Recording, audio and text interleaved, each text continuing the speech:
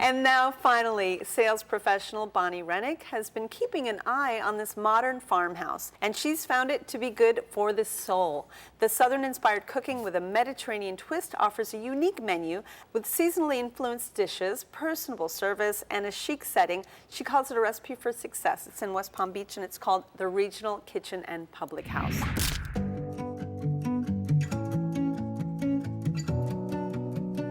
The Regional Kitchen and Public House is an American restaurant with a focus on Southern cuisine that's inspired by regionally sourced ingredients. The style and the design of the space is really kind of inspired to make you feel that you're in someone's home. I'm originally from North Carolina, and I grew up cooking. I started cooking competitions when I was 9, and it's really all I've ever done. My grandmother was from Greece, so I grew up with kind of a strange mix of Southern and Greek food. And we would always have spanakopita and collard greens. That, to me, was my normal. Although I'm classically trained and went to culinary school, as I've gotten older, I've kind of gone back to my roots. And the menu is kind of a story of the timeline of my career as a chef. So there's Southern, there's Mediterranean, there's a little Latin influence. And I think that people find it unique because it kind of tells a story. I want people to feel a sense of community and know that the very base of the regional is that we not only source our food regionally, but we are really about the community. So every touch in here is a local touch. The Regional Kitchen and Public House is going to your grandmother's and eating on like the fancy china, but it's also very soul-satisfying and approachable cuisine. So tell me about this pick. It's my favorite place. The first weekend I was there, I literally took my phone with all of my dates and called the hostess over, and she took my phone from me and booked me for every night pre-theater. Wow. This was a winner for me. I heard about you. So the chef and owner, Lindsay Autry, was working with me for probably the first 10 years of her career.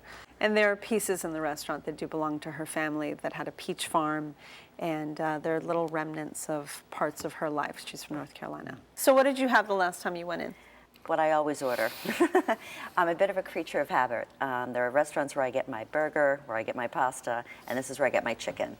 I do the boneless chicken over a bed of orzo. It comes with shaved Brussels sprouts on the top with a sprinkle of feta cheese and a little bit of jalapeno. Hands down, it's what I always get. It's just consistent. It comes out and people literally look over at my plate and go, "Ooh, what's she having?" So it's a real crowd pleaser too, I think. Anything else? I always do the Caesar salad. I love that it's the whole leaf, nice fresh anchovies on it. Always love a really good Caesar salad. I think her dressing couldn't be any better. Great. Gary, what'd you think? You know, before we went, we looked at the menu, and the menu is phenomenal. Southern style, has a great wine list, really. Yeah, she's Greek, too, so you might find little touches of the Mediterranean on there as well. I don't know if you saw that. But it's a unique menu. It's not things that you normally find, No. and so we were really excited to go. Unfortunately, the day we were there, the air conditioning was broken. Oh. So it sort of affected Of course. our experience, but still, really, some of the food was just phenomenal. We had friends in from, a friend in from London, and he just loves fried chicken, so when he heard that there was fried chicken on the menu, we had to go. They started with the bone marrow, and people were just, at the table were just so excited about how great it was. We had the tomato pie, which I had never had. I thought it was great. Tomato pie is a Southern staple. Yeah. And It was probably gets some of the delicious. best tomatoes grown in South Florida. It was really, really good. Oh, good. We kept going. We kept ordering because I wanted to try all these dishes on the menu. So we had the cobia, fresh as could be. We had a pork Milanese that was out of this world. It was shocking how good it was. Which, really. the pork? Yeah, it was so Was it a chop? good. No, it was like a veal Milanese would be. Oh, it was pounded. just unique. Yeah, it really was great. Did it come with anything? I had a bunch of side of veggies, and it was delicious. Really. Do you remember what the cobia came with? Yeah, it had great gnocchi. I mean, Gnocchi. made in house. It was fresh and delicious. It was a recommendation from the chef. We really liked it. We had a patty melt. Was outrageous. Wow! Oh, the patty Let me melt. tell you, toasted to perfection. The cheese was melted perfectly, and the meat was it was really the perfect dish. Yeah. Really is a great menu. We're excited to be there. Drinks? Yeah. Okay. Yeah, of course. What'd you have? We had a bottle of wine, and again, they have a great wine list, and overall great experience, and we'll definitely go back and enjoyed it. Good. What'd you think, Bob? I thought it was a winner.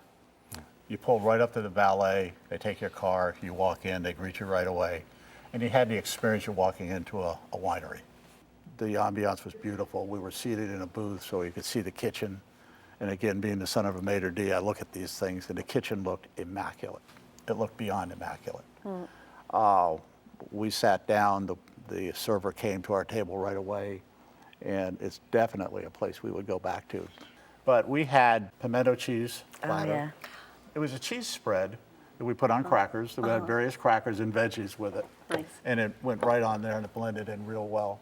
They make their own in-house crackers, which I cannot get enough of. I forgot about that. So so as soon as I order Those that, are I always ask for unbelievable. extra They are crackers. unbelievable, those crackers that they have. So what else did you have? I had the pork dish, which was basically a fried pork fillet over a mashed potato with a side of, there was a veggie on the plate, which I I wonder if believe. it was the same thing you had, think so. probably. Which is- Kind of like a schnitzel. Right, exactly, Okay. exactly. For dessert, chocolate layer cake. We shared it. It was very rich and it was very delicious Moist. and very moist. Moist is everything, And we right? just with had layer we just cakes. had each had a glass of house wine with dinner. Nice.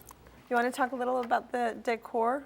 Yeah, it was Southern style, sort of. It was light and fresh. It was a lovely place to go. When Yeah. you walk in, the bar's on the left Yeah, side. and it's a beautiful, huge. it's beautiful, beautiful bar. What'd you think of the prices? I thought the prices were very fair. We got quite a bit for what we paid. Truthfully, I thought they were a little bit lower than what I would have expected for the area. I love it. Well, Bonnie, the Regional Kitchen and Public House was your pick. Please sum it up for us.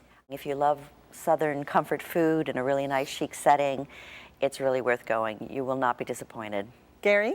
I think the chic setting says it all. It's lovely and elegant. It was a really nice experience. Bob? Can't say enough about it. It's just a super place to go to. That's lovely. That makes me so happy. Me Yay, too. she's doing that. To veer away from the standard dining experience, check out the Regional Kitchen and Public House located at 651 Okeechobee Boulevard in West Palm Beach. Open daily for lunch and dinner. Reservations are accepted, and the average price for dinner without drinks is about $60.